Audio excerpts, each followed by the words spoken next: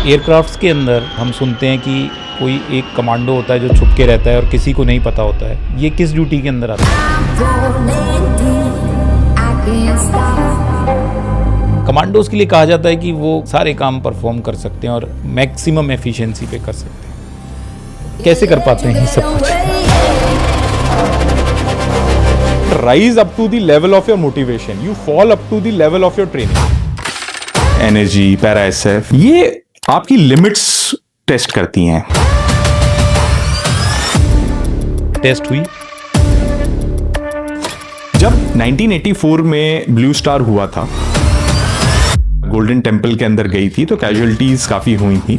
इंदिरा गांधी का असैसिनेशन हुआ था और उनकी जो सिक्योरिटी थी वो उस वक्त दिल्ली पुलिस यानी एक स्टेट पुलिस को दे रखी थी। मैं जीवित रहूं या नहीं रहूं, मेरी लंबी उम्र रही है, इस पर मुझे अगर गौरव किसी चीज पर है कि सारा जीवन मेरा सेवा में गया।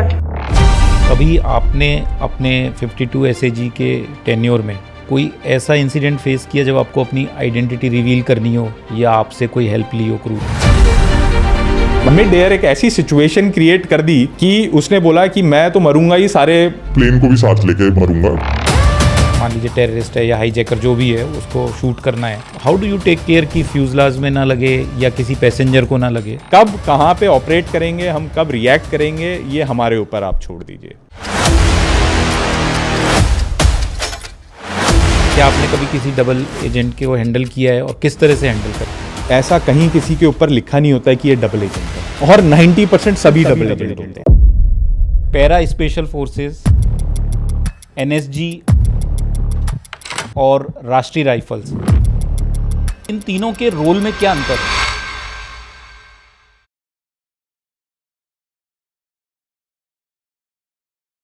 जय हिंद व्यूअर्स, आज के इस एपिसोड में हमारे बीच में हैं एक आर्मी वेटरन जो हैं लेफ्टिनेंट कर्नल कपिल शेखावत। और लेफ्टिनेंट कर्नल कपिल शेखावत इस एपिसोड को और स्पेशल बनाते हैं क्योंकि ना केवल वो स्पेशल फोर्सेस से हैं बल्कि उन्होंने टेन्योर किए हैं नेशनल सिक्योरिटी गार्ड में, राष्ट्रीय राइफल्स में और 52 SAG पैरा स्पेशल फोर्स से। Welcome Kapil on the channel. Thank you sir, thank you for the honour and it's a privilege to be here with you. Kapil, अच्छा लगता है किसी भी फौजी से मिलें और स्पेशली अगर स्पेशल फोर्स वाले किसी कमांडो से मिल रहे हैं, क्योंकि व्यूअर्स बहुत इंटरेस्टेड रहते हैं कि कमांडोज़ की लाइफ कैसी होती है, वो किस ऑपरेशंस में जाते हैं और उनकी क्या इंसाइट्स हैं। आपका जो फ़ौज के अंदर जीवन रहा है वो बिल्कुल अलग है क्योंकि आपने तीनों एक ऐसे टेन्योर किए हैं जिनकी खुद की अलग अलग कहानियाँ होती हैं। तो यहीं से स्टार्ट करते हैं कपिल। बिल्कुल सर। अगर हम बात करते हैं पैरा स्पेशल फोर्सेस, NSG और राष्ट्रीय राइफल्स, तो इन तीनों के रोल में क्या अंतर है? सर, तीनों बहुत ही अलग और एक इम्पॉर्टेंट रोल रखते हैं। पहले मैं बताना चाहूँगा आपको पैरा SF के लिए, ये deeper across the terrain forces हैं जो स्ट्रैटेजिक ऑब्जेक्टिव के लिए बनाई गई हैं। जैसे ड्यूरिंग दी वॉर इन्हें बिहाइंड दी एनिमी लाइंस डाला जा सकता है, कोई स्ट्रैटेजिक जो ऑब्जेक्टिव हो उसको डिस्ट्रॉय करने के लिए यूज़ किया जा सकता है, और पीस में इन्हें CI काउंटर इंसर्जेंसी ऑपरेशंस के लिए भी यूज़ किया जाता है। बट ये mostly they come under the preview of military and war related, battle related scenarios में आते हैं। NSG एक क्राइसिस मैनेजमेंट ऑप्स है जिसके अंदर आप urban warfare and hostage situations के लिए सुपर स्पेशलाइजेशन करते हो। Okay. Which comes under ministry of home affairs. And Rashtriya rifles again it is part of, दो इसमें पूरे मिलिट्री पर्सनल्स आते हैं, बट इनका जो प्राइमरी रोल है अभी तक जो था वो टोटली काउंटर इंसर्जेंसी है। इनका एक स्पेसिफाइड AOR है कि अगर ये इस इलाके के अंदर ये RR ऑपरेट करती है, इसके बाजू वाले इलाके में ये वाली RR ऑपरेट करती है। वेयरएज पैरा SF और NSG वो depending on the situation, threat, वो ऑपरेट करते हैं। कहीं पे वो कहीं से इंडक्ट करते हैं, कहीं पे वो अंदर आते हैं, कहीं से वो बाहर चले जाते हैं। तो उनका एक स्पेसिफिक AOR नहीं है कि वो वहां पे ही करेंगे। अच्छा, तो पैरा एसएफ और एनएसजी के अंदर सब मिलिट्री पर्सनल ही होते हैं? सर NSG के अंदर डिफरेंट रोल्स में डिफरेंट पर्सनल्स हैं। Okay. जो ब्लैक कैट सिक्योरिटी जनरली आप जो मिनिस्टर्स या हाई VIPs के चारों तरफ देखते हैं वो CAPF होती है, उन्हें स्पेशल रेंजर ग्रुप्स कहा जाता है। और एक उनको SAG होती है, स्पेशल एक्शन ग्रुप, जैसे 51, 52। वो 51 is counter insurgency, 52 is anti hijacking. इसके अंदर टोटल मिलिट्री पर्सनल्स होते हैं। Okay, right. तो एनएसजी में मिलिट्री पर्सनल के अलावा कुछ सिविलियन भी रह सकते हैं, जबकि राष्ट्रीय राइफल्स और पैरा एसएफ में सारे military personnel absolutely sir. Great. तो जो आपकी पैरा स्पेशल फोर्सेस हैं और एनएसजी हैं, उनकी ट्रेनिंग में क्या डिफरेंस रहता है? सर प्रोबेशन दोनों का ऑलमोस्ट सेम होता है। बेसिकली आपको मेंटल, फिजिकल और आपके साइकोलॉजिकल एंड इमोशनल चीज़ों पे चेक किया जाता है। लेकिन अगर मैं आपको सिंपल टर्म्स में समझाऊं, NSG का जो प्रोबेशन है वो बहुत ही ऑर्गेनाइज्ड और सिस्टमैटिक होता है। वहाँ पे एक ट्रेनिंग सेंटर है, आप ट्रेनिंग सेंटर में रिपोर्ट करते हो। आप 3 महीने आपकी जैसे जो फिजिकल ट्रेनिंग है वो APTC के जवान और जो पर्सनल्स हैं वो आपका लेते हैं। उसके बाद आपकी फायरिंग होती है, यानी कि आपको पूरे हफ्ते का एक सर्टेन टाइम पता होता है कि कल मेरा BPT है, उसके अगले दिन मेरा रूट मार्च है, उसके अगले दिन मेरा शाम को फायरिंग है या दिन में फायरिंग है, मेरी फायरिंग रेंज नंबर 1 पे है, मेरे वाले बैच की फायरिंग इधर है।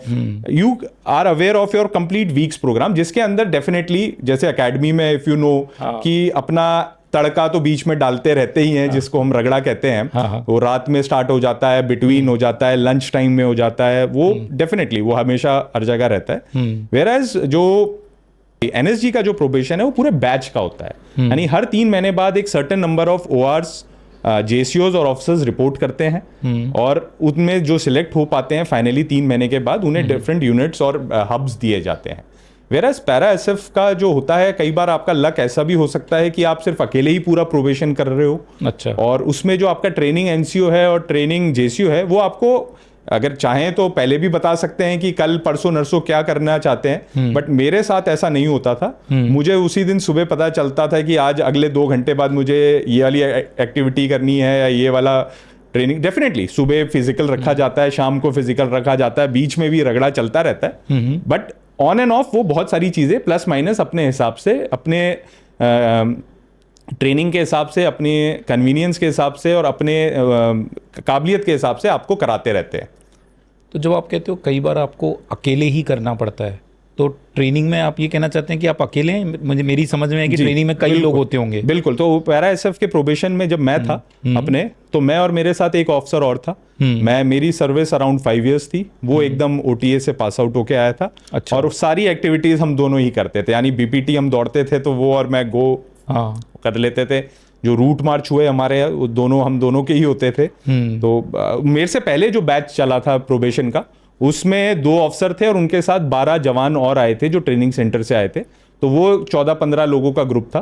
बट जब मैं गया वहाँ पे अपना प्रोबेशन के लिए एसएफ में, तो हम 2 ही ऑफिसर्स थे तो सारी एक्टिविटीज हमें 2 करने पड़ी थी। और NSG में गुड अबाउट 100 जवान्स थे हम। JCOs भी हमारे 25-30 थे, और ऑफिसर्स हम लोगों ने इनिशियली 30 ऑड ने रिपोर्ट किया था, और बाद में कम होते होते हम 8 रह गए थे। तो जो प्रोबेशन पीरियड है उसमें अगर जो ट्रेनीज का नंबर है वो किस पे निर्भर करता है? सर ये तो MS पॉलिसी है। आप अपना, क्योंकि MS को आप वॉलंटियर करते हो, वॉलंटियर फॉर्म आप भरते हो, कब टाइम एंड स्पेस एंड आपकी सर्विस के हिसाब से वो आपको पिक एंड चूज करते हैं और भेजते हैं।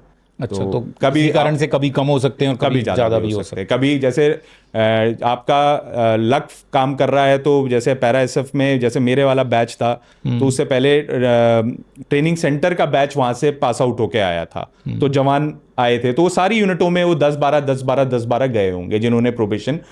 उस वक्त अगर आप आए हो तो आपके साथ वो बंदे हैं। मैं जब गया था तो कोई ट्रेनिंग जो रिक्रूटमेंट बैच जो जवानों का पास आउट नहीं हुआ था, तो मैं और मेरे साथ एक ऑफिसर था। कई बार ऐसा भी हुआ है कि अकेला ऑफिसर पूरा प्रोबेशन कर रहा होता है। जी। 51 SAG और 52 SAG NSG के पार्ट है। जी। ओके। पैरा स्पेशल फोर्सेस का ऐसा कोई डिवीजन नहीं? उनका भी अपना है 1, 2, 3 ऐसे करके उनकी अपनी पैरा एसएफ रेजिमेंट्स हैं एंड उन्होंने अपना क्या कहते हैं पैरा ब्रिगेड आता है। अच्छा, तो आप किस पैरा स्पेशल फोर्स के मैं पास वन हैं? पैरा एसएफ के पास पैरा गया SF के पार्ट था, में। जैसा प्रोबेशन करने गया था मैं उनके पास। तो जो एयरक्राफ्ट्स के अंदर हम सुनते हैं कि कोई एक कमांडो होता है जो छुप के रहता है और किसी को नहीं पता होता है, ये किस ड्यूटी के अंदर आता सर ये NSG 52 SAG का स्काई मार्शलिंग का पार्ट होता है। है? ओके, ये बेसिकली आप छुप के नहीं, आप डिस्गाइज रहते हो सर। आप अपने आप को पैसेंजर्स के बीच में ऐसे ढाल लेते हो कि ये दिखाई नहीं देना चाहिए कि आप कमांडो या कोई फौजी हो बेसिकली, ओके। या किसी भी तरीके का थ्रेट हो।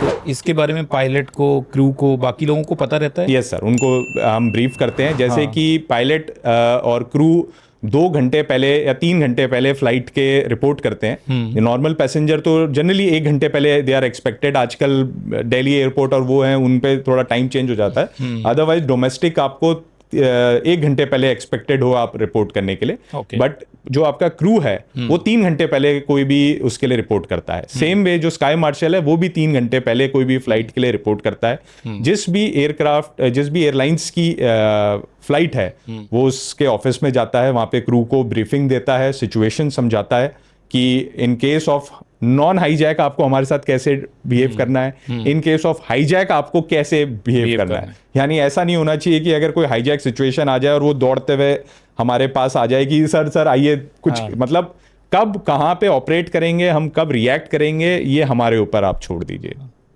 तो कभी आपने अपने 52 SAG के टेन्योर में कोई ऐसा इंसिडेंट फेस किया जब आपको अपनी आइडेंटिटी रिवील करनी हो या आपसे कोई हेल्प ली हो क्रू ने?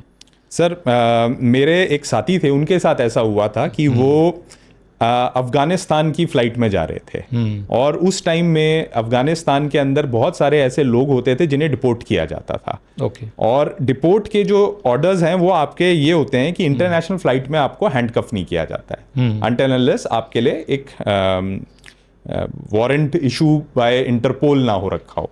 आपको अगर वो रेगुलर फ्लाइट के अंदर ले जा रहे हैं तो आपको हैंडकफ नहीं किया जाएगा। अच्छा। अब ऑन दी फ्लाइट क्या हुआ कि जिस बंदे को वापस डिपोर्ट किया जा रहा था वो ऑब्वियसली जाना नहीं चाहता था, उसके कोई रहे होंगे प्रॉब्लम्स या जो भी वहां पे, तो उसने मिड एयर एक ऐसी सिचुएशन क्रिएट कर दी कि उसने बोला कि मैं तो मरूंगा ही, सारे प्लेन को भी साथ लेके जाऊँ मरूंगा, ताकि अच्छा। मैं, तो क्या किया उसने ऐसा? उसने धमकी दी कि मैं ये जो डोर है वो ओपन कर दूंगा। हाँ।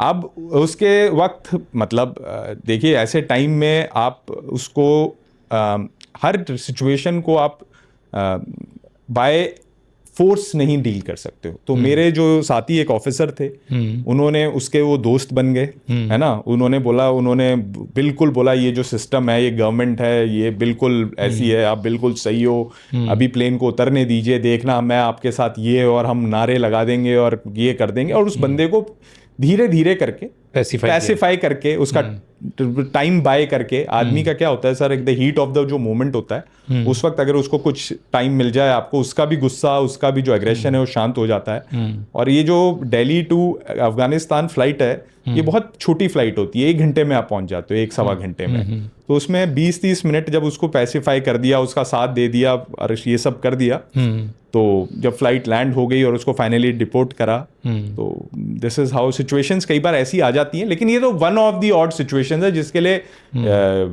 स्काई मार्शल इन्वॉल्व हो गया। अदरवाइज स्काई मार्शल्स उसी सिचुएशंस में इन्वॉल्व होते हैं जहाँ पे हाईजैक रिलेटेड होती है। ये सिचुएशन है डिसिप्लिन या कोई न्यूसेंस वैल्यू की हो गई, उसमें जनरली स्काई मार्शल्स इन्वॉल्व नहीं होते हैं। तो जैसे अगर कोई हाईजैकिंग का इंसिडेंट हो रहा है और स्काई मार्शल अंदर है और स्काई मार्शल को ये सिचुएशन आ जाए कि उसे फायर करना पड़े, मतलब मान लीजिए टेररिस्ट है या हाईजैकर जो भी है उसको शूट करना है, how do you take care कि फ्यूजलाज में ना लगे या किसी पैसेंजर को ना लगे? किस तरह से आप ध्यान रखते हैं जब ये एक्शन होता है? सर इसके लिए एक रिहर्सल्स ट्रेनिंग, मतलब रिपीटेड रिहर्सल्स और ट्रेनिंग होती है। आपकी फायरिंग इस कदर आपसे हर रोज महीनों तक कराई जाती है कि आप पिन पॉइंट फायरिंग कर सकते हो CQB क्लोज क्वार्टर बैटल के अंदर। और आपको ये समझाया जाता है, आपको बेसिकली आपको पता होता है कि आप भी पायलट को ये इन्फॉर्म कर देते हो कि ऐसी कोई भी सिचुएशन आती है तो पायलट को पता चल जाता है कि अब हाईजैक सिचुएशन है। Okay. तो पहले से उसको ब्रीफ किया जाता है कि अगर ऐसी कोई सिचुएशन आएगी तो प्लेन को कितनी हाइट पे लेके आ जाना है, ताकि अगर गलती से रिकॉशे होके या उसके थ्रू होके गोली कहीं लग भी जाती है और कोई प्रॉब्लम आ जाती है या एयरक्राफ्ट में, तो आपका नुकसान कम हो, क्योंकि अगर आप बहुत हाइट के ऊपर होते हो तो बहुत हाईली प्रेशराइज्ड जोन बना हुआ होता है। Yes. तो उसको बोला जाता है कि आप 10,000 से बिलो लेके आ जाओगे, 5-6,000 पे लेके आ जाओगे, और ऐसे करके, ताकि अगर कोई प्रॉब्लम भी आती है तो कंट्रोल किया जा सकता है। और डैमेज कंट्रोल के ऊपर पायलट भी ट्रेंड होता है उसको कैसे करना है। Okay. और हम तभी कहते हैं मूवमेंट में आते हैं जब हमें पता है कि क्लियर शॉट लिया जा सकता है। हाँ, क्योंकि क्लोज कॉम्बैट है तो आपकी जो फायरिंग का जो एक्यूरेसी है और जो सक्सेस रेट है वो बहुत हाई, मैं कहता हूँ हाई, क्या उसमें एरर की गुंजाइश ही नहीं है। सर ये बिल्कुल नो एरर की जगह होती है, हाँ। बिकॉज ये एक कन्फाइंड बैटल स्पेस है जिसके अंदर सिविलियंस भी हैं, प्रेशराइज्ड एनवायरनमेंट है, फ्यूल है, पैनिक है। तो ऐसे में बट हमारे पास एडवांटेज ये होता है एज अ स्काई मार्शल की डिस्क्रिशन हमारे पास होता है कि हम कब फायर खोलेंगे। तो क्योंकि उनको ये बात पता नहीं है कि इनमें स्काई मार्शल बैठा है नहीं बैठा है, कौन है। तो इस चीज़ का एडवांटेज लेते हुए तो इन सब का आपको ट्रेनिंग के अंदर पहले एक्सपोजर मिलता होगा। जी यस सर, फायरिंग में हमारी क्लासेस होती हैं। वर्ल्ड में आज तक जितने हाईजैक सिचुएशंस हुए हैं उनके बारे में हमें केस स्टडीज़ को पढ़ाया जाता है। ऐसे फायरिंग रेंज बनाई हुई हैं जिसके जो एयरक्राफ्ट के तरह हैं, जिसके अंदर हम घुस के ऐसी फायरिंग अपनी प्रैक्टिस करते हैं। और बिल्कुल जो पिस्टल फायरिंग के अंदर हम अपने आप को मार्क्समैन से भी ऊपर, यानी अगर कुछ होता होगा जैसे सुपर मार्क्समैन कहते हैं, वो हम अपना अचीव कर लेते हैं। तो कितने दिन की ट्रेनिंग होती है कपिल ये? सर आपकी एनएसजी की प्रोबेशन होता है 3 महीने का। उसको आप जब क्लियर करते हो तो उसके बाद आपको आपकी यूनिट्स असाइन की जाती हैं। मेरे टाइम में ऐसा होता था। उसके बाद आपको जो भी आपकी यूनिट मिलती है उसमें आपकी ओरिएंटेशन ट्रेनिंग 1 से 1.5 महीने की होती है। ओके, तो मतलब 60 दिन से 90 दिन के आसपास। हाँ सर, बिल्कुल। तो ये प्रोबेशन के बाद होता ये है? प्रोबेशन के बाद। प्रोबेशन का ड्यूरेशन सर 90 डेज। 90 डेज, तो 90 + 60 और 90 + 90 डेज। एब्सोल्युटली। और जो प्रोबेशन पीरियड होता है उसमें और क्या क्या ट्रेनिंग का पार्ट रहता है? सर उसमें आपको स्पेशलाइज ट्रेनिंग नहीं दी जाती। उसमें आपको जनरल ट्रेनिंग, बेसिकली वो आपको साइकोलॉजिकली, आपके फिजिकली चीजों के ऊपर आपको बेसिकली आपको असेस कर रहे हैं। Okay, once you clear all that, फिर वो आपको स्पेशलाइज ट्रेनिंग के अंदर डालते हैं। अच्छा, तो जैसे आप स्काई मार्शल का रोल निभाते हैं और उस काम को पूरे टेन्योर में करते आ रहे हैं, अब रिटायरमेंट के बाद अगर किसी कमर्शियल फ्लाइट में जाते हैं तो अभी भी क्या निगाहें किसी थ्रेट असेसमेंट को करती हैं या कोई एग्जिट डोर ढूंढती हैं? सर ये ना automatically part of your system हो जाता है। हाँ। और ये आप कभी अपने सिस्टम से निकाल नहीं सकते हो।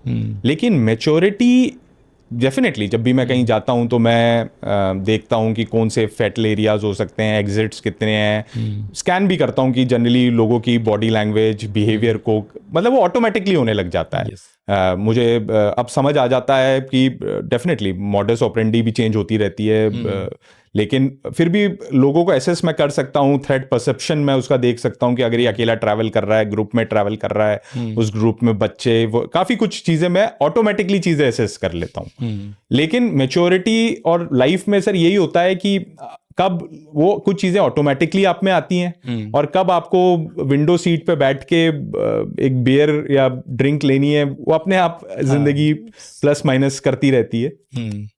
तो यस, मैं इस चीज़ को मानता हूँ कि हर जगह पे, चाहे वो क्राउडेड जगहें रही हों, कुछ अनयूजुअल साउंड आ जाए, नॉट इन एयरक्राफ्ट, ऐसे भी कभी तो पता होता है कि कोई ये गन शॉट है या ये पटाखा है, तो वो आपको पता रहता है कि अब इनफैक्ट इन क्राउडेड प्लेसेस में भी कभी हम जाते हैं तो हमें लगता है कि पता पहले जाते ही सबसे पहले एग्जिट और एंट्रेंस और ये सारी चीज़ों पे पहले ही नज़र चले जाती है। हाँ।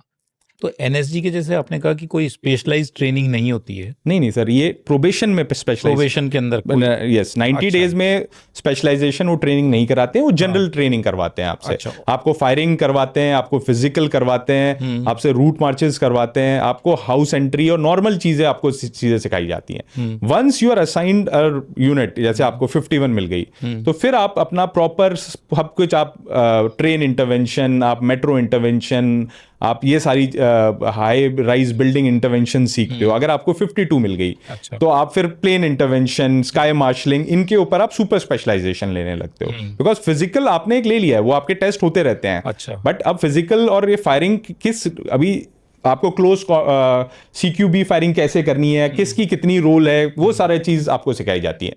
तो यूनिट के अंदर जो स्पेशलाइजेशन है वो सबके लिए एक जैसा होता है या आप चूज करते हो अलग अलग स्पेशलाइजेशन? कौन सी यूनिट के अंदर सर? ये आफ्टर Probation के बाद? सर ये प्रोबेशन में depending on time and space and your service आपको यूनिट दी जाती है। जैसे किसी यूनिट के अंदर अगर अभी 3 कैप्टन बाहर जाने वाले हैं और आप एक यंग कैप्टन हो, तो आपको जनरली 52 दे दी जाएगी, बिकॉज 52 में से ऐसा कोई पहले हमारे टाइम में नहीं हुआ था कि इसको 51 ही दी जाएगी, इसको 52 दी जाएगी, या किसी और को कोई और यूनिट दी जाएगी। अच्छा। तो अगर वहां से 2 कैप्टन जा रहे हैं, यहाँ पे 2 कैप्टन ट्रेनिंग कर रहे हैं, तो या तो दोनों वहां चले जाएंगे 52 में, या कोई एक चला जाएगा, ऐसे करके डिस्ट्रीब्यूशन किया जाता है, जिसके लिए वहां पे एक पर्सनल ब्रांच है NSG हेडक्वार्टर में। वो आपकी सर्विस, वो आपकी काफी चीजें देख के आपको आपके यूनिट डिटेल करता है। तो आपकी जो पैरा SF की ट्रेनिंग होती है और NSG की ट्रेनिंग है, इन दोनों की ट्रेनिंग को अगर डिफरेंस समझें तो क्या डिफरेंट रहता है? सर देखिए, फिजिकल ऑलमोस्ट सेम रहता है, स्टैंडर्ड सेम रहते हैं। फायरिंग क्योंकि NSG के पास एक पूरा अपना ट्रेनिंग सेंटर है जो मानेसर के अंदर है, तो इसके अंदर आपकी जो फायरिंग है NSG के अंदर, आपकी जो सारा ये बहुत ही मतलब ये है कि इसमें आपको जो रेजिमेंट है पहले से मिली नहीं है। तो ये जो ट्रेनिंग सेंटर के जो आपका स्टाफ है, ये आपको ट्रेनिंग करा रहा है, ये आपको एक सर्टेन लेवल तक लेके आता है और उसके बाद आपको यूनिट्स को देता है। यूनिट में जब आप जाते हो तो वो यूनिट वाले आपको एक सर्टेन लेवल की ट्रेनिंग कराते हैं और वो आपको एक उस तक रीच कराते हैं। वेराज पैरा SF के अंदर आप एक यूनिट आपको फर्स्ट डे से मिल जाती है। जैसे आपको, मुझे 1 पैरा SF के मैं प्रोबेशन में गया था, कोई 10 पैरा SF के प्रोबेशन में जाता है, तो वो फर्स्ट डे से आपको वो ट्रेनिंग, वो स्किल्स सिखाते हैं जो उनके लिए, जैसे मैं 1 पैरा SF में था तो मुझको उस प्रोबेशन के अंदर demolition, medical, weapon, map reading, तो ये सारे स्किल्स वहाँ पे क्लासेस भी होती हैं। अच्छा। हाँ सर, पैरा SF के अंदर लोगों को पता नहीं होगा, प्रोबेशन में पढ़ाई भी बहुत होती है। अच्छा। है ना, क्लासेस भी लगती हैं, आपको आगे पढ़ाया जाता है, आपको समझाया जाता है। It's not only about physical, it is not just about firing. वेराज NSG में जो है वो आपको ये सब चीजें after once you get the unit, फिर आपको ये सारी चीजें करवाई जाती हैं। क्योंकि हम समझते हैं अगर कमांडो बन रहा है तो पढ़ाई तो करनी नहीं पड़ी होगी, फिजिकल और मेंटल रगड़ा जाता होगा। नहीं सर, पूरा वो सारा कुछ पढ़ाते हैं आपको, मैप रीडिंग पढ़ाते हैं, नाइट नेविगेशन, और इस लेवल का पढ़ाते हैं कि वो आप उसमें माहिर बन जाओ, आपकी स्पेशलाइजेशन हो जाती है। वैसी मतलब आई एम जो अगर आपको कम्युनिकेशन पढ़ाया जाता है तो हर रेडियो सेट कैसे ऑपरेट होना है, उसको कैसे खोलना है, कितनी उसकी बैटरी लगनी है, किस फ्रीक्वेंसी पे उसको, मतलब वो आप सब काम खुद कर सकते हो। कपिल, NSG और पैरा SF का जो प्रोबेशन पीरियड है, जो ट्रेनिंग हो रही है, उस समय मैंने सुना है 50 से 60% एट्रीशन होता है सर। तो मेनली क्या रीजन होते हैं इस हाई एट्रीशन के? सर हाँ, सबसे बड़ा रीजन जो मैं मानूंगा वो ये होता है कि इंसान फिजिकल गिव अप करने से पहले उसका वो मेंटली गिव अप कर देता है। देखिए sir, certain amount of service, आप जब क्या होता है कि आप जब एकेडमी में जाते हो, ट्रेनिंग हार्ड रहती है एकेडमीज की, लेकिन आपके पास कोई ऑप्शन नहीं होता लाइफ में।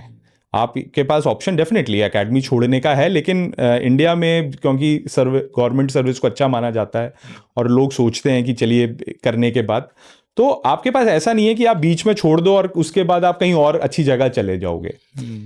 ये जो पैरा का प्रोबेशन हो गया, चाहे NSG का प्रोबेशन हो गया, ये वॉलंटियर होता है। हाँ, यानी कि आप खुद चूज कर रहे हो कि मुझे ये ट्रेनिंग लेनी है। उसके बाद आप नॉन वॉलंटियर भी उसी वक्त भी कर सकते हो। आप किसी भी दिन, किसी भी समय जाके ये बोल सकते हो, 1 महीने 1 दिन, पूरे 3 महीने से पहले, यानी कि 90 डेज में 89th डे भी आप खड़े होके बोल सकते हो कि मुझे नॉन वॉलंटियर करना है, मुझे वापस जाना है। तो हर रोज अपने आप को इस तरह कन्विंस करना है कि नहीं, मैंने ये करते रहना है, ये हर इंसान के बस की बात नहीं होती है।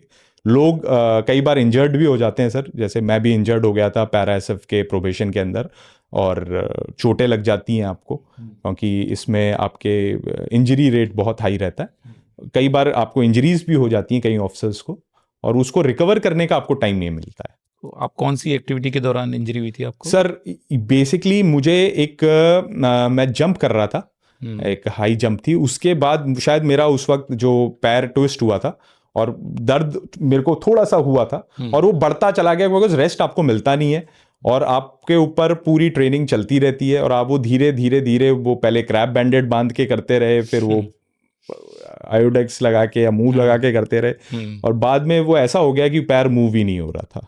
तो कोई ना कोई, कहीं आप जंप कर रहे होते हो, रात में आपका कहीं कुछ एक्टिविटी चल रही होती है, कहीं गड्ढे में पैर चला जाता है, कहीं से कूद रहे होते हो, बंदे को पूरी रात ऊपर नीचे कंधे पे बैठा के आप, काफ़ी ऐसी एक्टिविटीज होती है जिसमें आपकी इंजरी हो जाती है। आपको खुद भी नहीं पता चलता कि इंजरी किस दिन कहाँ हुई थी। हम कई बार सुनते हैं कि इंजरीज हो जाती हैं, कई फैटल केसेस भी होते हैं। Yes sir. तो डेफिनेटली अगर कोई वॉलंटियर कर रहा है तो उसके अंदर काफ़ी हाई मोटिवेशन रहता होगा। सर जब आप एनएसजी और पैरा एसएफ के लिए वॉलंटियर कर रहे थे तो क्या थॉट प्रोसेस थी, आपने क्यों वॉलंटियर किया था? सर देखिए, हर आदमी ना यूनिफॉर्म एक रीजन से ज्वाइन करता है। कोई रैंक्स चाहता है लाइफ में, कोई कंफर्ट चाहता है, कोई शायद ग्लैमर भी चाहता है, लेकिन मैं ना अपनी लिमिट्स लाइफ में टेस्ट करना चाहता था। मुझे लगा लाइफ में कि ये जो ऑर्गेनाइजेशंस हैं जैसे एनएसजी, पैरा एसएफ, ये आपकी लिमिट्स टेस्ट करती हैं। जब लाइफ में डिफिकल्टीज आती हैं सर इस लेवल की, आदमी की रियल पर्सनालिटी बाहर आती है और उसके बाद अगर आप इस चीज को सक्सेसफुली क्लियर कर पाते हो तो जो आपकी वैल्यू है अपनी नजरों में वो बहुत बढ़ जाती है। यस। तो इसलिए मैंने, क्योंकि आपको अपनी वर्थ समझ में आती है उसके यस सर, तो उस लिमिट, मैं अपनी लिमिट्स देखना चाहता था सर और मैं अपने आप की वैल्यू बढ़ाना चाहता था अपने लिए। तो प्रोबेशन के दौरान लिमिट टेस्ट हुई? बिल्कुल सर, हर रोज, हर मिनट। कुछ बताएंगे हमें किस तरह से, कहाँ लगा आपको कि इसको ये लिमिट आ गई है और अब मैं इसके आगे नहीं जा पाऊंगा? सर हर रोज ऐसा समय आता था कि मन करता था, क्योंकि कहीं ना कहीं कोई ना कोई नॉन वॉलंटियर खड़ा होता था, उसको देख के मन करता था कि मैं भी क्यों ये करे जा रहा हूँ। मैं जब एनएसजी के प्रोबेशन के लिए गया था, मेरी सर्विस ऑलमोस्ट 4 साल की होने वाली थी। 4 साल एक ऑफिसर की लाइफ आप समझ सकते हैं, है ना। फर्स्ट आप रोल, ये सब ऐसे रगड़ा और ये सब चीज़ें नहीं होती हैं। एकेडमी को गए हुए समय हो चुका था, तो ठीक है इनिशियली, और जैसे जैसे टाइम बढ़ता जाता है वो जो आपके ऊपर जो स्ट्रेस लेवल है, आपकी जो ट्रेनिंग की आपकी जो सहने की शक्ति है, उसको वो और टेस्ट करते जाते हैं। रगड़ा आपके जो आपकी जो रगड़ा सेशंस हैं, आपको मतलब बेसिकली वो चाहते हैं कि आपकी एक वो आए टाइम जहाँ पे आप गिव अप कर दो। तो वो हर आदमी के साथ होता है सर।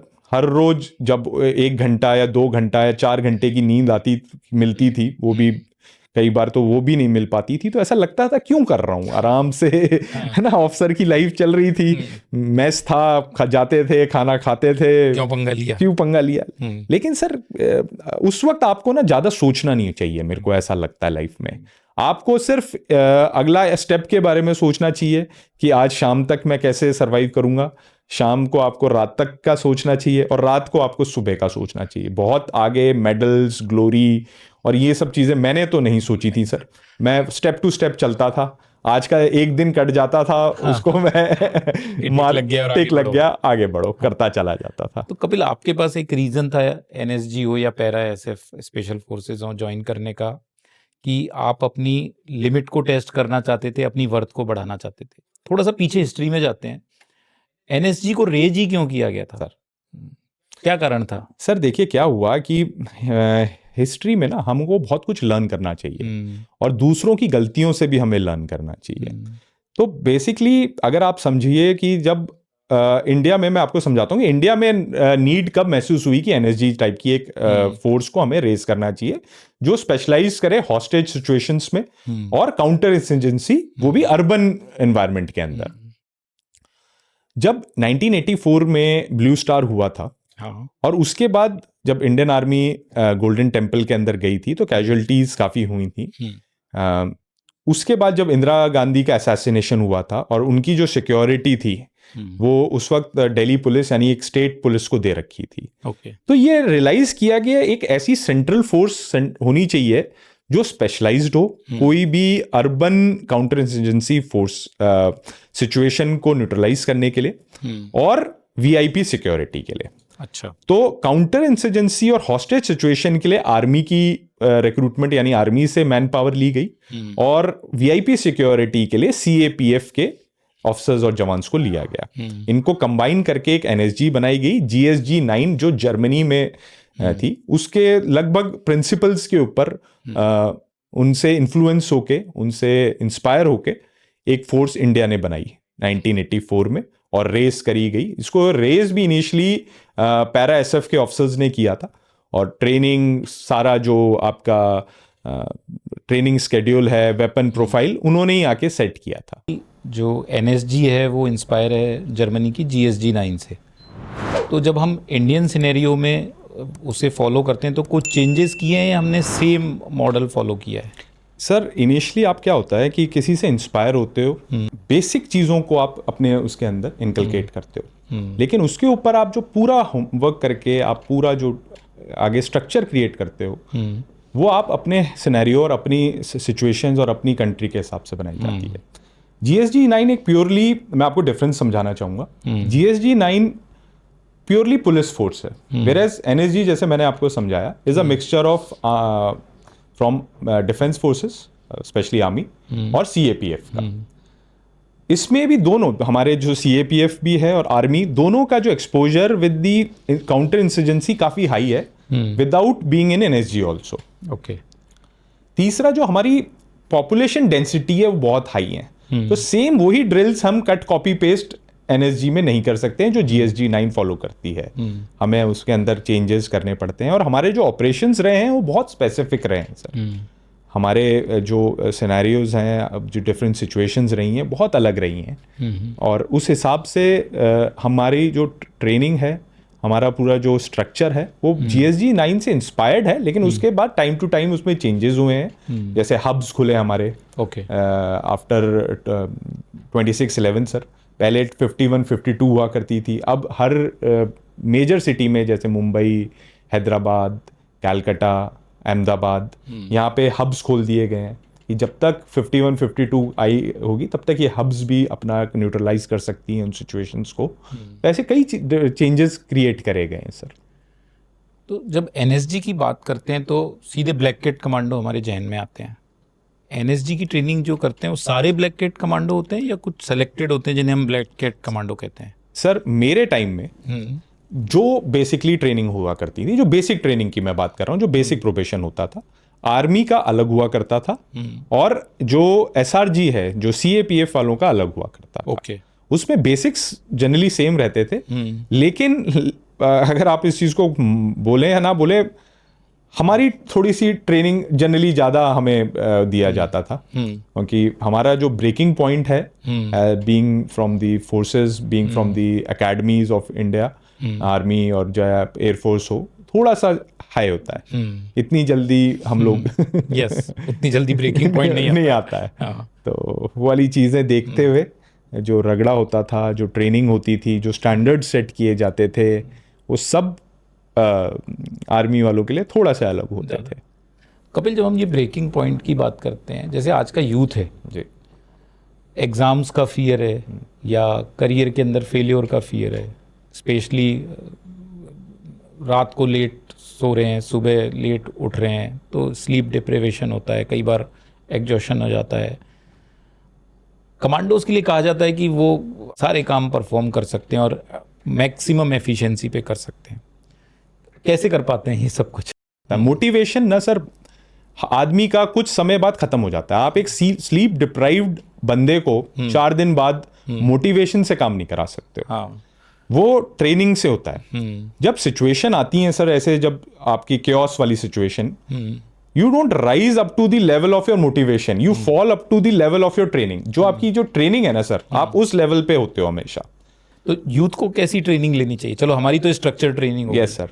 जो यंग हैं, मतलब मैं बात कर रहा हूँ तो स्कूल से कॉलेज के जो यूथ है या बच्चे हैं, उन्हें क्या करना चाहिए जिससे कि वो इन सारे चैलेंजेस को इजीली फेस कर पाए? सर सिस्टमैटिकली आपको ऑर्गेनाइज करना चाहिए, अपनी पढ़ाई किस वक्त करनी है, स्पोर्ट्स किस वक्त करना है, एंटरटेनमेंट किस वक्त करना है, कितना करना है। सबसे पहले तो आपको क्लैरिटी होना चाहिए कि मुझे करना क्या है लाइफ में। हाँ, और उस हिसाब से आपको आपका एक प्रोग्राम बनाना चाहिए मेरे हिसाब से। एक स्ट्रक्चर्ड शेड्यूल होना चाहिए और डेफिनेटली उसके अंदर हर चीज की जरूरत है। आपको स्पोर्ट्स एलिमेंट भी रखना है, आपको को करिकुलर एक्टिविटीज भी रखनी है, आपको स्टडीज को भी बिल्कुल इंक्लूड करना है। और एक टाइम फिक्स्ड होना चाहिए कि इस वक्त से इस वक्त मैं पढ़ाई ही करूंगा, इससे इस वक्त मैं अपना लिए जो रिक्रिएशन कहिए या अपना स्पोर्ट्स एक्टिविटी करूंगा, और उसको जनरली फिक्स्ड रखिए।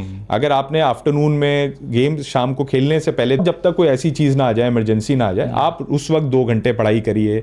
या आपने रखा है कि मैं खेलने के बाद आके, यानी मैं कहूंगा कि आप अपना बहुत क्लियर रहिए कि मुझे फर्स्ट चीज अपनी लाइफ में क्या करनी है। तो अगर आप एक स्टूडेंट हो तो आपके लिए सबसे इंपॉर्टेंट चीज है पढ़ाई। Okay. तो कोई भी दूसरी एक्टिविटी करने से पहले आप उस दिन की पढ़ाई पूरी करके जाइए। यस। स्पेशल फोर्सेस की जब बात करते हैं तो हम ये मान के चलते हैं कि जो ऑर्डिनरी लोग हैं उनसे वाकई उनमें कुछ पावर्स हैं, और जो हमारी बातचीत है उससे समझ में आता है कि उसके पीछे एक मोटिवेशन और ट्रेनिंग का एक इम्पॉर्टेंट रोल है। हमेशा उनका एक बड़ा ही स्ट्रॉन्ग फेस हमें दिखाई देता है, लेकिन क्या कुछ पीछे ह्यूमन रियलिटी कुछ और रहती है जब वो ये सारे टास्क एग्जीक्यूट करते हैं? बिल्कुल सर। एक मैं ये बोलूँगा कि ह्यूमन जो पॉइंट है इंसान का, वो हमेशा उसके साथ रहता है सर। आपके साइकोलॉजिकली कहीं ना कहीं आपके अंदर फटीग आने लग जाता है, हाइपर अलर्टनेस आपका एक पार्ट ऑफ लाइफ बनने लग जाती है, इमोशनल डिटैचमेंट आने लग जाता है आपके अंदर। आप बहुत सारी सिचुएशंस के अंदर आपको इमोशनल आप फील करते ही नहीं हो। अच्छा, है ना सर? हाँ। छोटे मोटे अपना पेन और दूसरे का भी पेन आपको कई बार लगता है नहीं समझ नहीं इसमें क्या बड़ी बात इसमें है? बड़ी बात क्या है, ये तो बहुत छोटी सी चीज है। सो आपकी बहुत सारी कई ऐसी आपकी फैमिली कमिटमेंट्स आप चीज़ों को मिस करने लग जाते हो। इनफैक्ट कई बार आप उनसे डिटैच होने लग जाते हो, आप आइसोलेशन में जाने लग जाते हो, बिकॉज आप उन चीज़ों को बहुत इंजॉय नहीं करते हो और ज़्यादा इंपॉर्टेंस नहीं देते हो। आपको लगता है छोटी छोटी बातें तो है, इन पे क्या ध्यान देना है? एब्सोल्युटली। और ये सारी चीज़ें एक रहती हैं सर आपकी बॉडी के अंदर, आपकी फिजिकल आपकी कई इंजरीज हो जाती हैं जो आपकी पार्ट ऑफ लाइफ हो जाती हैं, और आप उनके साथ जिंदगी चलाते रहते हो rather than getting a cure और ट्रीटमेंट फॉर देम। है ना? आप उस दर्द को अपने जिंदगी का पार्ट बना लेते हो। मतलब आप तो जो कमांडोज हैं उनको देश का ध्यान रखने के साथ अपनी हेल्थ का भी ध्यान रखना चाहिए। डेफिनेटली सर, अपने और अपने आसपास के सब चीज़ों का ध्यान रखना चाहिए। और definitely with time, with age, with maturity आपको समझ आता है कि कब उस सब चीज़ों से आपको, जैसे होता है, you have to come out of it, be a normal person, behave like a normal person, है ना, and enjoy like a normal person. Kapil, हमने बात की है अभी तक एनएसजी और पैरा स्पेशल फोर्सेस के बारे में। राष्ट्रीय राइफल्स का जो टेन्योर है, जो मुझे समझ में आता है,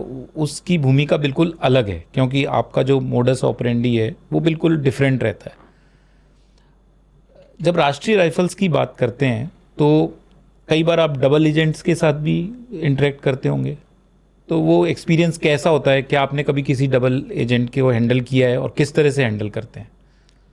सर पहली बात तो ऐसा कहीं किसी के ऊपर लिखा नहीं होता है कि ये डबल एजेंट है। हाँ, और 90% सभी डबल एजेंट होते हैं। 90% सभी डबल एजेंट सबको सब इंफॉर्मेशन दे रहे होते हैं। अच्छा, दोनों तरफ देते हैं। बिल्कुल। उनको सरवाइव करना तो ये तो बड़ा क्रिटिकल है। फिर कैसे आप उनकी इंफॉर्मेशन पे रिलाई करते हो?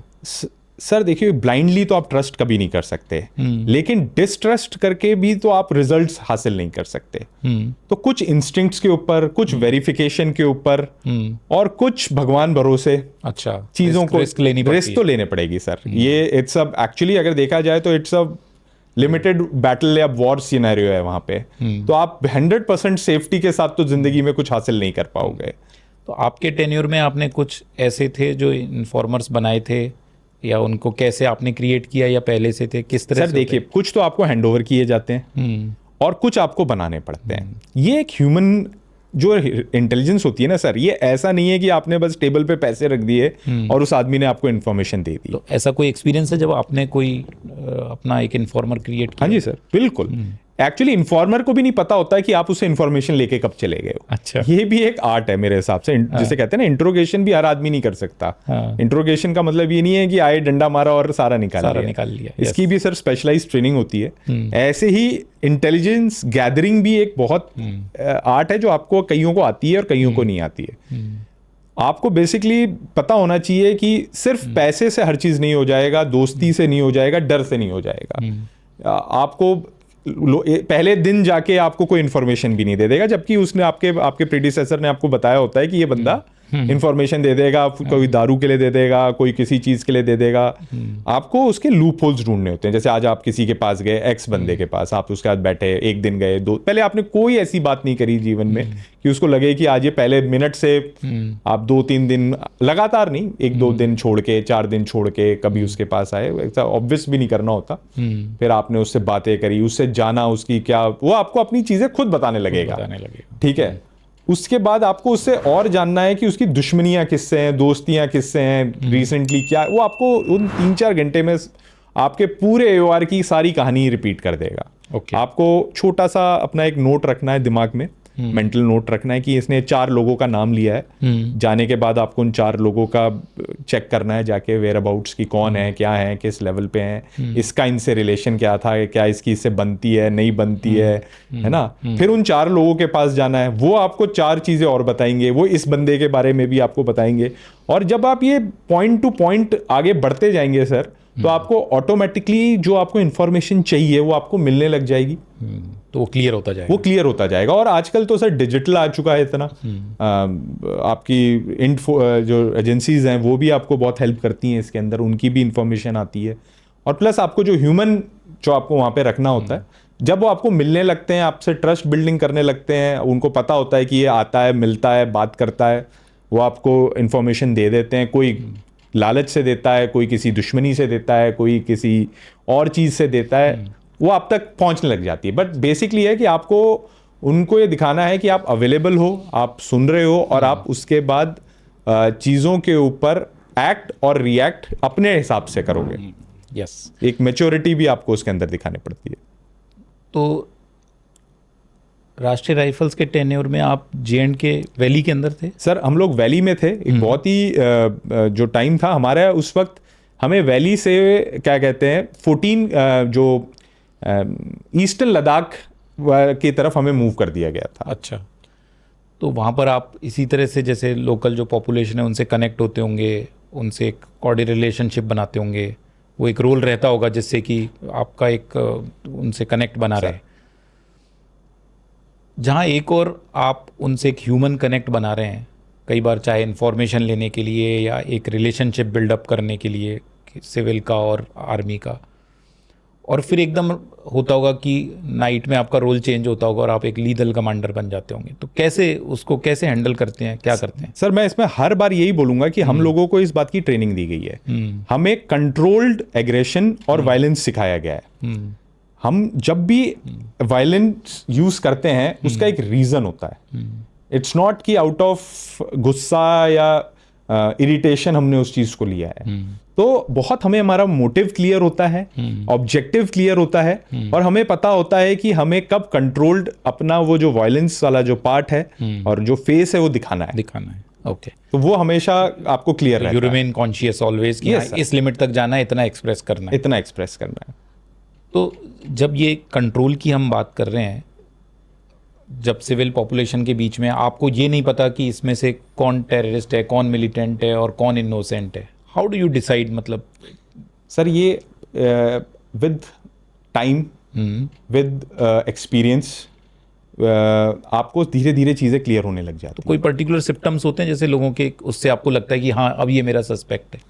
सर ऐसे सस्पेक्ट आपको रास्ते पे घूमता हुआ नहीं मिलता है, और अगर वो निकल भी जाए तो इतनी जल्दी आप पकड़ नहीं सकते हो कि वो कार में बैठ के निकल गया या वॉक करते निकल गया, अनटिल अनलेस आप पूरे एरिया के हर आदमी को बाय फेस नहीं जानते हो। और जो मिलिटेंट है वो भी एकदम भीड़ के अंदर ही होता है, लेकिन जनरली उस हर आदमी के एक ना, जैसे फौज भी आती है तो उसके आने से सर्टन चीज़ें अगर आप देखोगे जो वहाँ का लोकल एटमॉस्फेयर है, चीज़ें वो थोड़ी सी ना अगर जैसे आप देखो, अगर आप कहीं पे क्लास में टीचर पढ़ा रही है और एकदम प्रिंसिपल पीछे आ जाए गेट के ऊपर, तो टीचर के पढ़ाने का तरीका चेंज हो जाता है ना। तो वैसे ही चाहे वो फौज आ जाए, चाहे मिलिटेंट आ जाए, उन लोगों के कुछ ना कुछ बॉडी लैंग्वेज में हर इंसान के कुछ चेंजेस आते हैं। तो अगर आप वो कुछ चीज़ें, सस्पिशियस एक्टिविटी, कुछ अनयूजुअल एक्टिविटी पिक कर सकते हो, तो डेफिनेटली आप उससे पता चल जाता है कि देयर इज समथिंग रॉन्ग। जैसे अगर सुबह आप निकले हो, रोज आपको गाड़ियां चलती दिखती हैं रोड के ऊपर, उस दिन आपको गाड़ियां नहीं दिख रही हैं, कम दिख रही हैं, है ना। तो आप ये सारी चीज़ें आपको वहाँ सिखाई जाती हैं, ट्रेनिंग के दौरान बताई जाती हैं, आपको भी बार बार समझाया जाता है कि रोज अगर आपको जो आपको रोज दिखता है वो ना होए एक किसी दिन, तो आपको उसी वक्त चौकन्ना हो जाना है। आपके जो भी आपने ड्रिल सीखी हैं उस हिसाब से आपको हमेशा तैयार रहना है उन चीज़ों के लिए। मीडिया में हम सुनाई देता है हमें और दिखाई भी देता है, स्टोन पेल्टिंग के केसेस होते हैं। कई बार जो सिविल पॉपुलेशन है वो टायर जला रही होती है, रोड ब्लॉक करती है, और उसके कारण जो आर्मी का मूवमेंट है या ऑपरेशन है वो अफेक्ट होता है। तो आपके टेन्योर में ऐसा कभी कुछ हुआ? सर, मैं 2010 में जब वहाँ पे था, मैं पैरा एसएफ के साथ ही था और मेरा प्रोबेशन चल रहा था, तो तब ये स्टोन पेल्टिंग का बहुत हैवी चीज़ होता था। तो मेरा ये मानना है कि इसमें ना सर इमोशनल होकर रिएक्ट नहीं किया जाता है, ठीक है। This is a psychological warfare more than a tactical warfare. ऐसा नहीं हो सकता कि कुपवाड़ा का बंदा आके श्रीनगर में या उधर पत्थर फेंकेगा, वो वहीं के लोकल्स हैं, generally I will say young लड़के हैं, समथिंग बिटवीन 50 to 40, है ना। उनके लीडर्स आपको पता होते हैं, नहीं पता है तो आपको आइडेंटिफाई करने हैं, उनको आपको न्यूट्रलाइज करना है by force, by psychological, by pressure, और इन चीज़ों को डिस्टर्ब करना है। बट ऑन द स्पॉट हर वक्त हर टाइम आपको इमोशनल होके इसको रिएक्ट नहीं करना होता है। क्योंकि ऐसा लगता होगा कि एक और हम इन्हीं लोगों के को प्रोटेक्ट करने के लिए, अपनी कंट्री के लिए अपनी जान देने के लिए खतरा उठा रहे हैं, और उसी समय वही लोग आपके अगेंस्ट हो रहे हैं, तो क्या इमोशन आता है? सर, उस वक्त आपको ऐसा कोई इमोशन नहीं आता। आपको पता है आपकी ड्यूटी क्या है, आपको पता है सामने वाला क्यों फेंक रहा है, उसको कितने पैसे दिए गए हैं, कौन उसको भड़का रहा है, क्या उसकी ज़रूरतें हैं। आपको पता है कि अभी इस वक्त फेंकेगा, इस वक्त ये चला जाएगा, इस वक्त इसके खाने का टाइम होएगा, इसका वक्त सोने का। अच्छा, तो ये पैसे लेके इस तरह की एक्टिविटी में इन्वॉल्व होते हैं? बट 90% इसमें से ये लोग पैसे के हैंडलर्स होते हैं, या फिर मिसगाइडेड बहुत कम होते हैं। जनरली तो पैसे वाले ही होते हैं ये। और जब हो रहा है हमें पता होता है, हमें भी हमारा मूवमेंट पता होता है कि 3-4 दिन आप रखिए, रिस्ट्रिक्टेड रखिए। अगर कोई इन्फॉर्मेशन भी आ रही है, अनटिल अनलेस बिल्कुल श्योर हो आप इस इन्फॉर्मेशन के बारे में, तभी रिएक्ट करिए। और रिएक्ट भी करने का टाइम आपको पता है कि दिन के टाइम सब अभी बैठे हैं, रात में 3 बजे कोई नहीं बैठा होगा, है ना। और जब तक वो खट्टे होंगे, हल्ला मचेगा, तब तक आप अपना जो भी एक्शन है आप कर चुके होगे और निकल। तो जब आप लोगों को ये आइडेंटिफाई करते हैं कि इन स्टोन पेल्टर्स के जो लीडर्स हैं वो कौन हैं, तो उनसे इंटरेक्ट करते हैं और कोशिश करते हैं समझने की कि वो ऐसा क्यों सिर्फ पैसे के लिए कर रहे हैं? 90% पैसा है सर। तो फिर हम उनको रोकने के लिए, अरेस्ट करने की या उनके खिलाफ कोई एक्शन नहीं लेते? लिया जाता है सर, उनको लिया जाता है। और बट ये एक तरीके से बीमारी है सर। आप उसको अपना, गरीब हैं वो लोग, उनके पास एम्प्लॉयमेंट नहीं है, फ्रस्ट्रेशन लाइफ में ऐसी बहुत है, आप समझिए। तो उसको अगर आप उसका तो उस दिन की उसका बिरयानी के पैसे उसको बन रहे हैं, तो वो क्यों नहीं करेगा? बड़ा अनफॉर्चुनेट है, क्योंकि कंट्री में अगर हमारे ही लोग कुछ गरीबी के कारण या पैसे के कारण हमारे ही खिलाफ, उन सुरक्षा बलों के खिलाफ अगर इस तरह की हरकत करते हैं, तो अच्छा नहीं लगता है, मन में एक अजीब सी फीलिंग आती है। लेकिन सिंस जैसा आपने कहा ये आपकी ट्रेनिंग और ड्यूटी का पार्ट है, तो आप उसको आराम से बखूबी हैंडल कर लेते हैं। सर, मैं इसमें ये भी बोलना चाहूँगा कि चलिए कश्मीर का सिचुएशन हो गई, नॉर्थ ईस्ट में भी ऐसा होता है। मेरे साथ, मैं अभी लास्ट पोस्टिंग में था, मेरे साथ नहीं हुआ। अदरवाइज मैं कई बार ये आपके अक्रॉस इंडिया, पैन इंडिया ये चीज़ हो सकती है। एक बार मैं अपना कॉन्वॉय लेके पंजाब और हरियाणा से महाजन फील्ड फायरिंग रेंज की तरफ जा रहा था, और रास्ते में गांव वालों ने किसी एक्सीडेंट हो गया था किसी बच्चे का, और वो रोड ब्लॉक कर दिया था उन लोगों ने, और पूरी गाड़ियां रुकी हुई थी। मेरा कॉन्वॉय था मेरे साथ, मेरी गाड़ियों का, और मैं भी उस पूरे ट्रैफिक जैम में फंस गया। पहले वहाँ पे जो पुलिस थी वो बहुत कम थी। एक तो इंडिया में जो कहते हैं ना पुलिस का रिस्पॉन्स है, रिएक्शन है, वो भी काफ़ी टाइम लगाता है। तो ऐसे टाइम में आपको इमोशनल नहीं होना होता। मैं गया, मैंने वहाँ के जो बड़े बुजुर्ग थे 90% वो फौजी या फौज प्रो होते हैं, तो उनको समझाया कि हमें टाइम बाउंड है ना, हम पीछे जा सकते हैं अभी, है ना, ना हम आगे ही हमारा जाना है। तो मैंने समझाया कि आपका जो है वो प्रॉब्लम है गवर्नमेंट से, है ना। जनरली मैंने देखा दूसरे स्टेट्स के अंदर पीपल, तो ऐसी सिचुएशन जरूरी नहीं है जहाँ पे मॉब खड़ी हो जाए और आपके ऊपर करे, तो बाहर भी आ जाती है, दूसरे स्टेट्स में भी आ जाती है। आप उस वक्त इमोशनल होके, एग्रेसिव होके, कोई दो चार उसमें मूर्ख उल्टी बातें करते हैं, बट आपको उसके अंदर उनका एक ऐसा लीडर ढूंढना है, बुजुर्ग इंसान को ढूंढना है जिससे आपको बात करके उसको कन्विंस करके जो उन बचे खुचे लोगों को समझा सके और अपने आप का काम। तो आपने बताया ये जितनी भी एक्टिविटीज़ हैं जिन्हें हम एंटी नेशनल एक्टिविटीज़ बोलते हैं, वो 90% लोग पैसे के कारण करते हैं। मुझे ऐसा लगता है सर। रिटायरमेंट के बाद में कई लोगों से मेरा इंटरेक्शन हुआ कपिल, और उनका 90% लोगों का ये मानना है कि फ़ौज के अंदर अगर कोई गड़बड़ हो रही है, गड़बड़ से मेरा मतलब कोई करप्शन है, जहाँ पैसे की बात कर रहे हैं, तो 90% लोग हैं जो राष्ट्रहित में काम करते हैं और कोई करप्शन नहीं होता। हम तो ये मानते हैं कि फ़ौज की एक ऐसी ब्रांड है, एक ऐसी इमेज है, रेपुटेशन है कि यहाँ पे करप्शन नहीं है, बाकी सब ऑर्गेनाइजेशन में। आपका एक टेन्योर आर्मी हेडक्वार्टर में रहा है, जहाँ आपने प्रोक्योरमेंट के अंदर भी डील किया है। आपने कभी देखा कि इस तरह की करप्शन एक्टिविटी हो रही है या कोई ऐसा एक्सपीरियंस रहा? आप व्यूअर्स को क्या बताना चाहेंगे इसके बारे में? मैं ये बोलूँगा सर, देखिए क्या होता है कि 100% कोई भी ऑर्गेनाइजेशन क्लीन या करप्ट नहीं होती है। कुछ एक्सेप्शंस हमेशा होते हैं। कुछ लोग हमेशा ऐसे होते हैं जो अपने ड्यूटी और अपनी डिग्निटी के भी आगे ऐसे गलत काम करते हैं। मतलब सामने तो मैंने कभी किसी को देखा नहीं, बिकॉज ऐसी चीज़ें क्लोज्ड जगहों में होती हैं। ये सिर्फ सुनी सुनाई बातें होती हैं। इंसान की लाइफस्टाइल देख के आपको समझ आ जाता है कि क्यों इसकी लाइफस्टाइल एकदम इतनी ड्रास्टिकली चेंज हो गई, है ना, ऐसे कैसे, मतलब ये सारी चीज़ें हुई।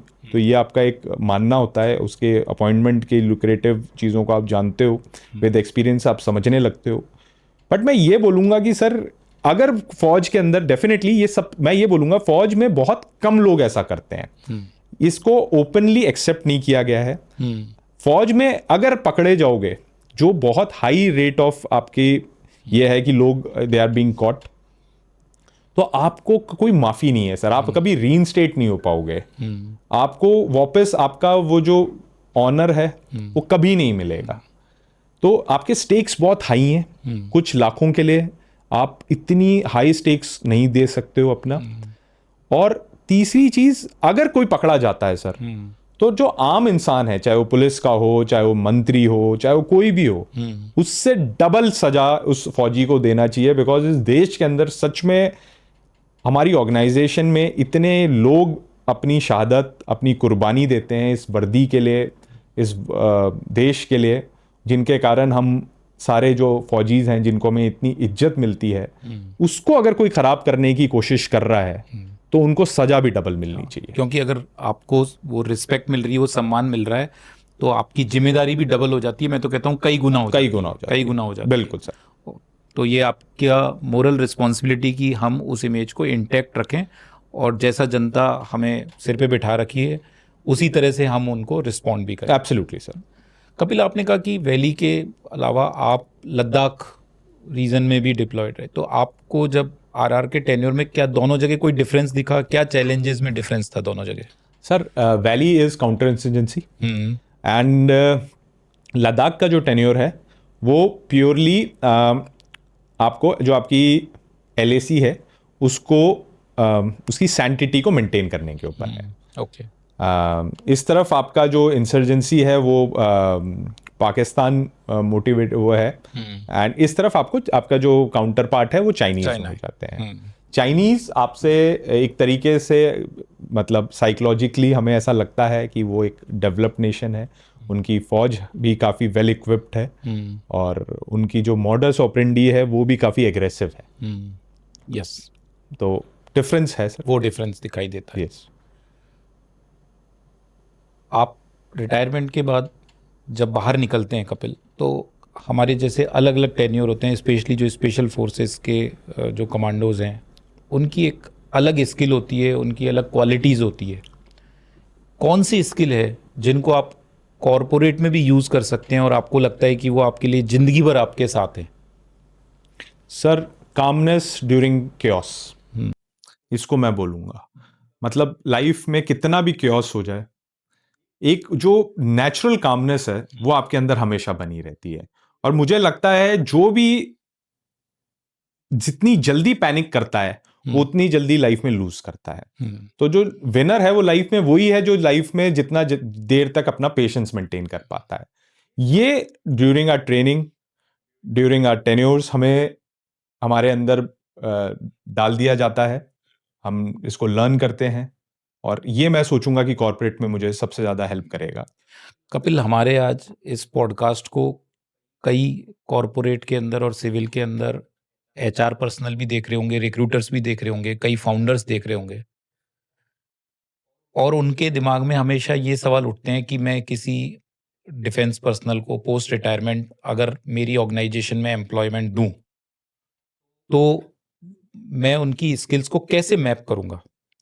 अगर आपको मौका मिले कि आप अपनी जितनी स्किल्स हैं, आपका जो एक्सपीरियंस है, और किसी इंटरव्यूअर को 1 मिनट में बताना चाहें, तो कैसे बताएंगे?